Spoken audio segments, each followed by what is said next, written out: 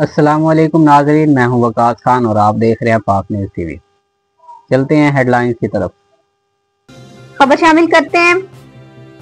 वजीर दिफा ख्वाजा आसिफ का कहना है कि भारतीय ड्रोन हमले के बाद भारत पर पाकिस्तान की जवाबी कार्रवाई यकीनी हो गई है।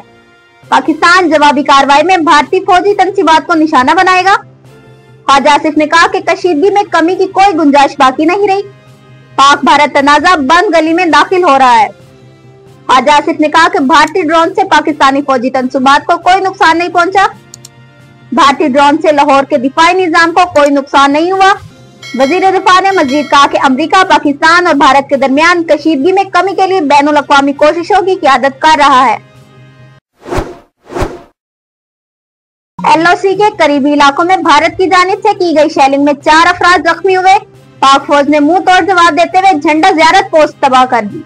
रावलाकोट में हजीरा में भारतीय शेलिंग के नतीजे में 3 अफराद जख्मी हो गए, जबकि पलियारनी कॉलोनी में भी भारतीय फौज की गोलाबारी से एक शख्स जख्मी हुआ। हाजी पीर सेक्टर में पाकिस्तान ने भारतीय फौज के खिलाफ मुयस्सर जवाबी कार्रवाई की। पाक फौज ने भारतीय फौज की झंडा ज़ियारत पोस्ट को दबा कर दिया। झंडा ज़ियारत पोस्ट की तबाही से दुश्मन को भारी नुकसान उठाना पड़ा। पांडू सेक्टर में भी पाकिस्तान की भारतीय फौज के खिलाफ मुयस्सर जवाबी कार्रवाई। पाक फौज ने बिला इश्तियाल फायरिंग करने पर भारतीय फौज का हेडक्वार्टर तबाह कर दिया। बाक्सर में पाक फौज ने भारतीय क्वाडकॉप्टर मार गिराया। सिक्योरिटी जराये के मुताबिक क्वाडकॉप्टर को सुबह 3:15 पर निशाना बनाया गया। पाकिस्तानी सफीर बराए अमरीका रिजवान सईद शेख ने कहा है कि अवाम का हुकूमत पाकिस्तान पर भारत को जवाब देने का दबाव है। रिजवान सईद शेख ने कहा कि भारत को ऐसा सोचना ही नहीं चाहिए कि पाकिस्तान खामोश रहेगा। भारत ने तीसरी रात लगातार हमला किया है। 30 से ज्यादा पाकिस्तानी शहीद और 70 से ज्यादा जख्मी हुए हैं। रिजवान सईद शेख ने कहा कि पाकिस्तान और भारत माजी में 3 जंगें लड़ चुके हैं। भारत ने खुद साख्ता तौर पर पाकिस्तान को पहलगाम वाक़े का जिम्मेदार ठहराया। भारत के पास पहलगाम वाक़े पर कोई सबूत मौजूद नहीं, भारत को सबूत दिखाने चाहिए।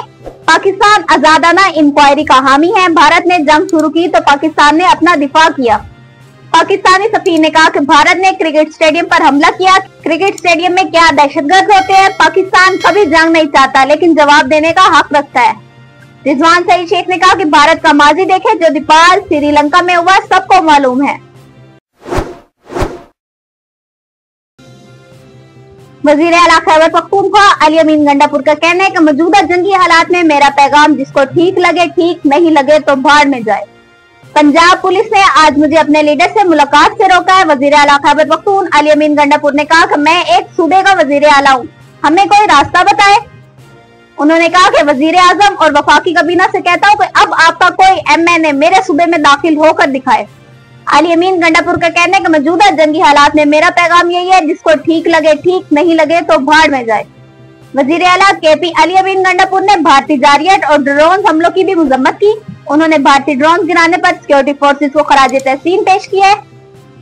अली अमीन गंडापुर ने कहा है कि दुश्मन की जारियत का मुंह तोड़ जवाब देने के लिए हमारे सिक्योरिटी इदारे हम वक्त चौकस है। उनका कहना है कि भारत 2 दिनों से शहरी आबादी को निशाना बनाने की कोशिश कर रहा है। वजीर आला खैबर पख्तूनख्वा का मजीद कहना है कि मोदी पाकिस्तान के खिलाफ जारियत से बाज आए, वरना नताइज के लिए तैयार है। अली अमीन गंडापुर का यह भी कहना है कि दुश्मन के मजमूम अज़ाइम को खाक में मिलाने के लिए पूरी कौम मुत्तहिद है। अब तक के लिए इतना ही। मजीद खबरों और अपडेट्स के लिए देखते रहें पाक न्यूज़ टीवी।